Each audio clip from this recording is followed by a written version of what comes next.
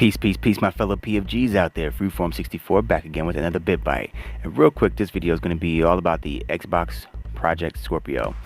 What is there to like about the Xbox Project Scorpio? Well, I have one thing that is definitely worth liking, potentially, about the Xbox Project Scorpio. PFG, bring the game. So, as we all know, the reveal came out on the Scorpio. And apparently, the Scorpio is a sheet of specs. I'm just kidding.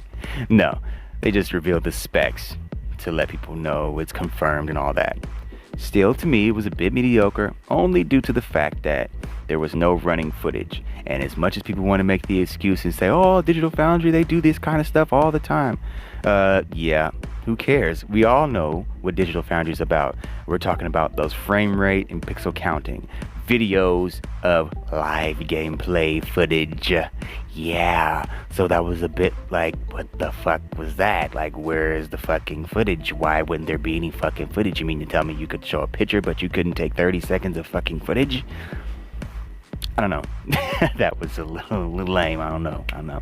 But hey, at the end of the day, the specs are impressive, and we're looking at a pretty beast console. With that said, what I think is to like the most about the console, everybody has their own opinions, but despite the lukewarm reception of the reveal, whatever, the most anticipated thing for me with the Scorpio, most look forward to, I know you guys are waiting for this, is the fact that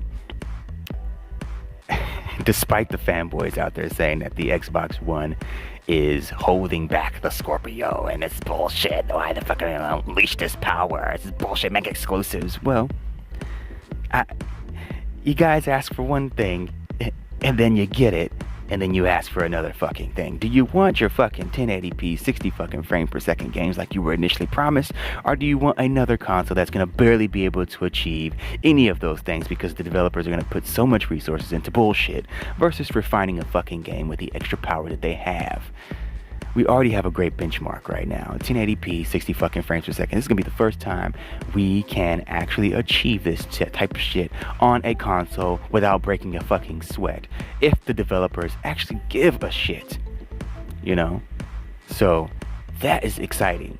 That is truly exciting to think that all these developers who have been struggling to put their 1080p 60 frame target games on this any of the consoles in the past, they've been struggling so hard to do that. Then they actually have a console that can potentially do this shit. Dude, fuck the 4K. I mean, that's great that, you know, this console, in order to do the 1080p 60 frames per second, will by default be able to achieve native 4K. Awesome, you know, but shit, man, give us a shit ton of solid 1080p 60 frame per second games. Like, dude, that's awesome. Hell, I mean, fuck it, even if your game was 30 frames per second, then you can just bump it up to 45 just to make it a little bit more smooth.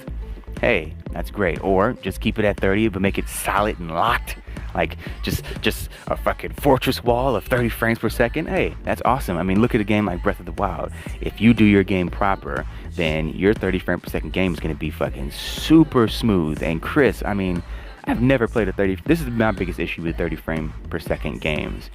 I don't have a major issue with them, first of all, but my biggest issue is when you move the camera around, the environment around your character just goes out of focus and everything kind of like jags along, you know, and it really kind of hurts the eyes. That's my biggest gripe with most 30 frame per second games.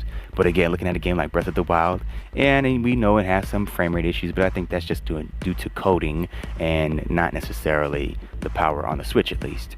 But yeah, normally when you're playing for 99% of the time, there's like no real frame rate issues, and the 30 frame per second camera is like one of the best cameras I've ever seen. I mean, the environment still looks pretty smooth. You can tell it's 30 frames per second, but the way they did it is just so solid.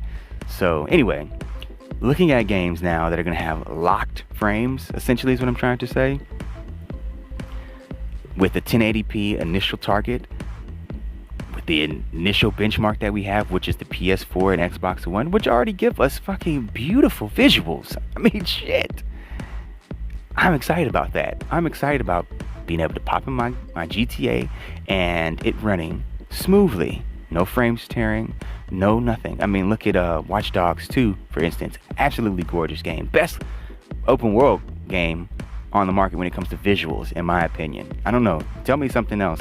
If there's something that looks better than Watch Dogs 2 currently on the market today, tell me, because I don't know. I don't know. This game looks better to me than anything. I'm talking about full world experience. You can bring out Horizon if you want, but Horizon don't even fucking have splashing water or interactive water, so get that shit out of here if you know, talking to me about that.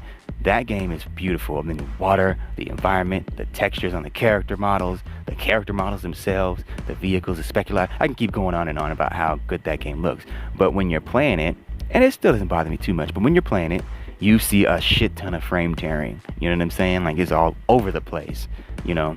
So, anyway, we'll be able to get rid of stuff like that, you know, with this extra power. You have 4 to 5 times, essentially. You know, 4.5, I guess, is what I've been hearing, but let's say 4 times the power. I mean, shit, that's enough, you know, if you're going to do Xbox One powered games. 4.5 or 4 times the power will get us to that target that the developers were trying to do. And that right there is fucking exciting, you know. I don't think it's the most exciting thing in the world when it comes to consoles this generation, but when it comes to consoles that are seeking power, that's exciting that this console can actually most likely do, you know, with what was initially sought out. Hopefully that happens. Other than that, again, I mean, it's just another console. You know, we've had these kind of you know, steps in progression in the generations of the past, where you know you go from 480i to 480p, and then 720, 1080, and now we're 4K. So it's just a normal thing that happens. But you know, it's kind of cool to have this same generation console be able to do things that we wanted to see, you know, initially. So like I said, hopefully that happens. I kind of feel like I'm repeating myself.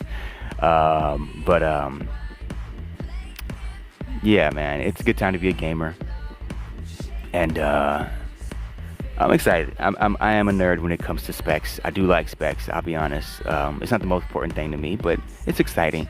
And hopefully the box looks good. You know, hopefully the box looks good, and we get a $399 price tag out the gate. Man, if they do if they do $350, you know, that'd be awesome. I mean, I think it could be possible. I mean, I know they're pushing a lot out of it, but they're using an old tech, you know, and Microsoft's got the bread to go ahead and take an L, you know, so they can really secure their fan base, you know, and make them comfortable in knowing that Microsoft's going to deliver for them.